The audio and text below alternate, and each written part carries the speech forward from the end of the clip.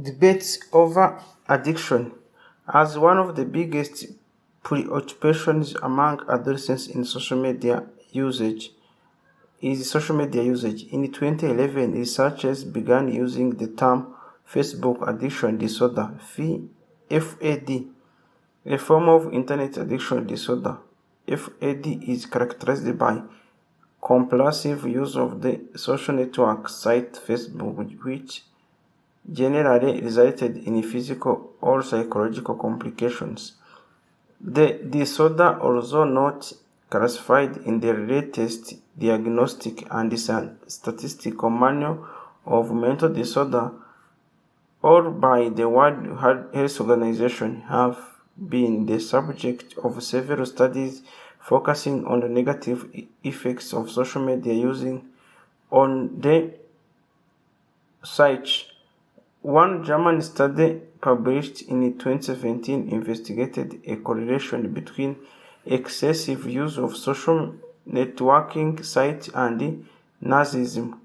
The results were published in the journal PLOS One. According to the findings, FAD was significantly positively related to the personality trait narcissism and to the negative mental health variable, depression, anxiety, and stress symptoms. In 2020, Netflix released The Social Dilemma, which raised concerns about the problematic effects of social media. In the documentary, mental health experts and former employees of social media companies explained how social media is designed to be addictive. One example that's shown is when an owl detects that someone has not visited Facebook for some time, it may choose different notification that predicts are more likely to cause them to revisit the platform. This also takes into account everything that each person has done on that platform. The documentary also raised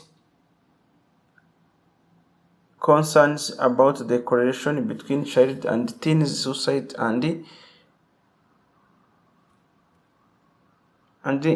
suicide attempt and increasing social media usage in the United States, particularly usage on mobile. Turning off social media notification temporarily or long term may help reduce problematic social media use in certain cases, and for some users, changes in their web browsing environment can be helpful in compensating for self-regulatory problems. For instance, a study involved in 157 online learners on massive open online courses examined the impact of self-regulatory intervention on learners' web browsing behavior. The results showed that on average, learners spend half of their time online on YouTube and social media, and less than 2% of visited website accounts for nearly 80% of their time spent online. Further, the study found that modifying the learner's web environment, specifically by providing support in self-regulation, was associated with changes in behavior, including a reduction in time spent online, particularly on websites related to environment.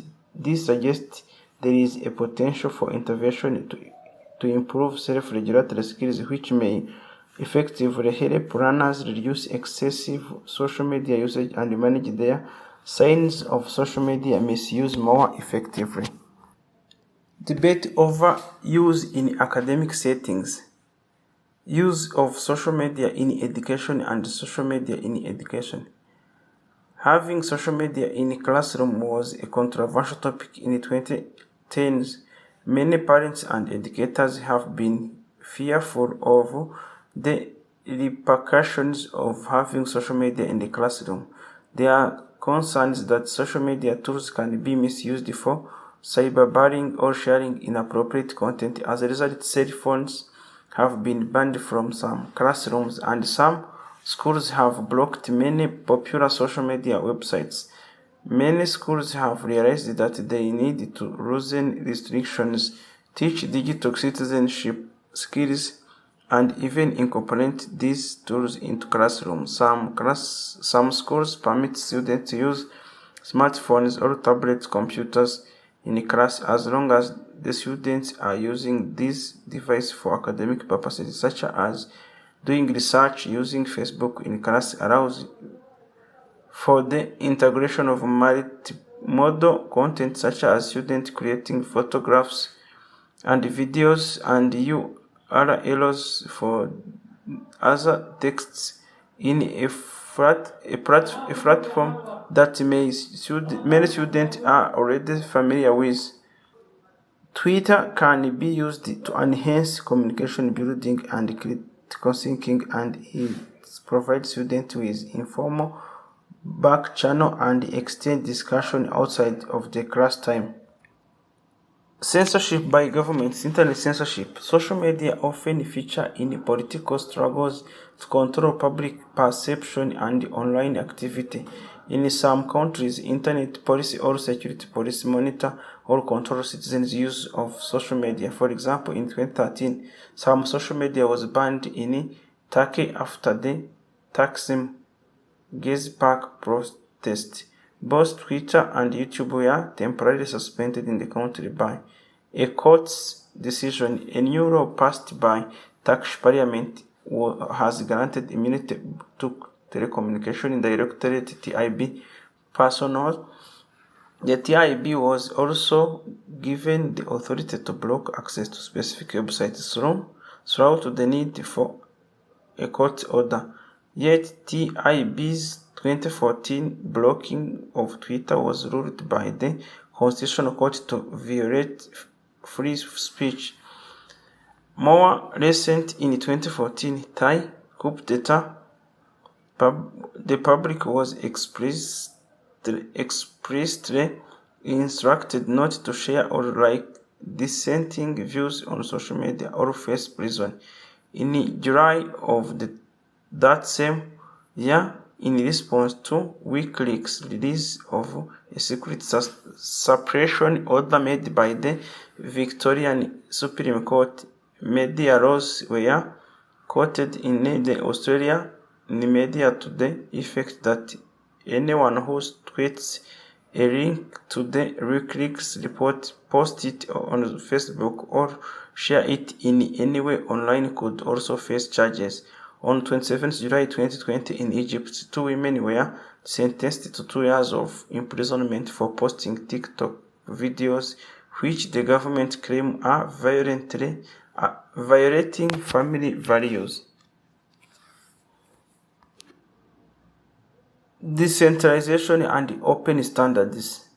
Mastodon, GNU Social, Diaspora, and Friendica, and other compatible software packages operate as a root federation of mostly volunteer-operated servers called the Fedivisor, which connect with each other through the open source protocol ActivityPub. In early 2019, Mastodon successfully blocked the spread of violent right-wing extremism, when the Twitter alternative Gab tried to associate with Mastodon, and their independent servers quickly contained its dissemination.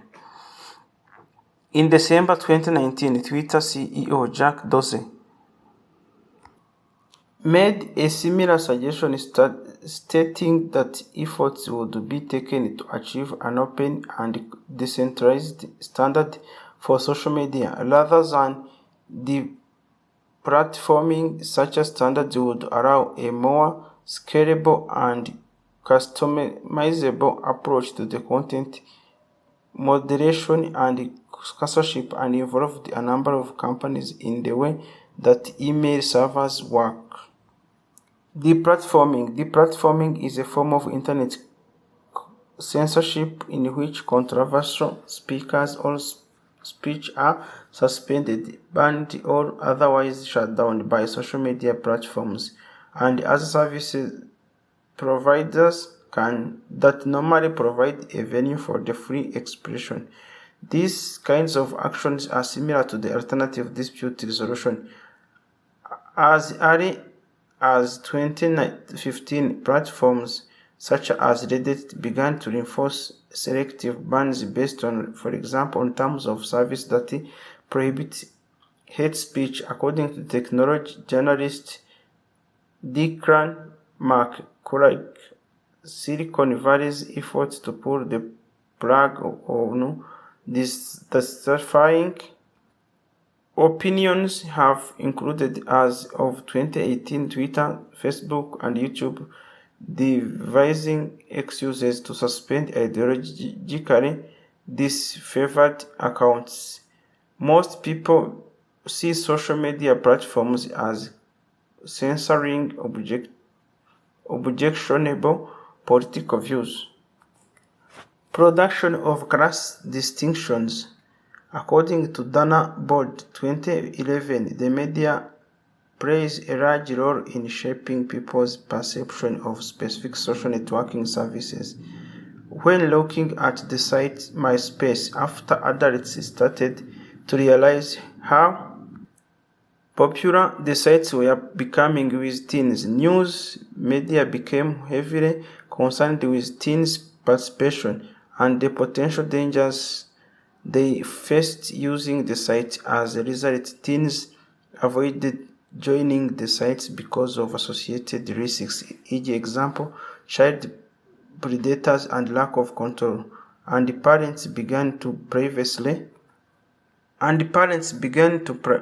publicly denounce the sites. Ultimately, the sites was labeled as dangerous and many were detracted from interacting with the site. As Boyd also described, when Facebook initially launched in 2004, it solely targeted college students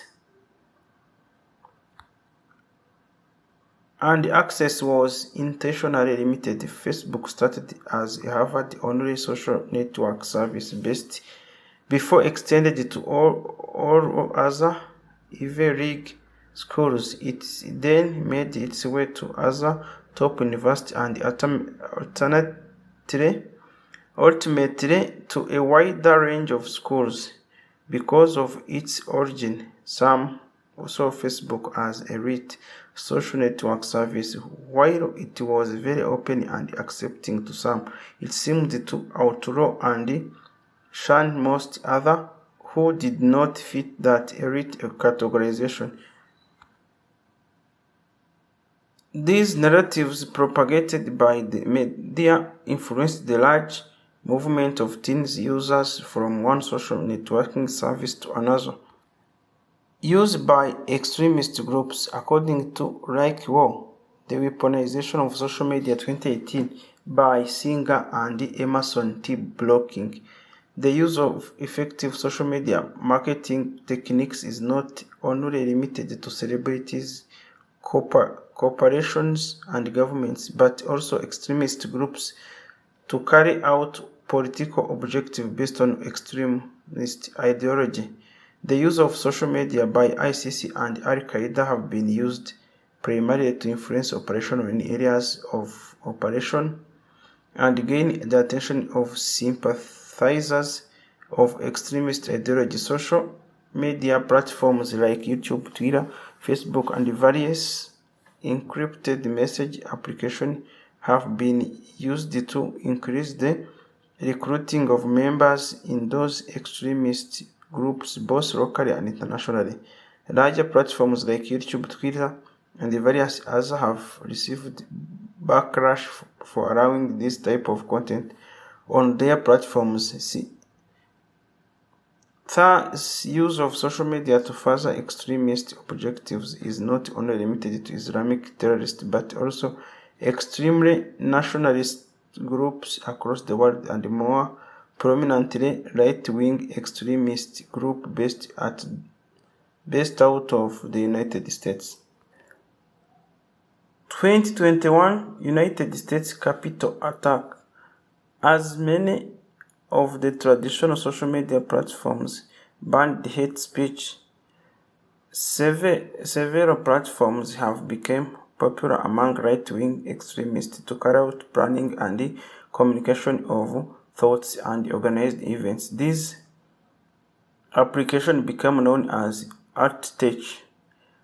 Platforms such as Telegram, Parler, and Grab were used during the 2021 storming of the US Capitol in Washington, D.C. The use of this social media was used to coordinate attacks on the Capitol. Several members within these groups shared tips on how to avoid law enforcement and what their plans were with regards to carrying out their objectives. Some users called for killings of law enforcement and politicians. Thank you and see you in the upcoming video.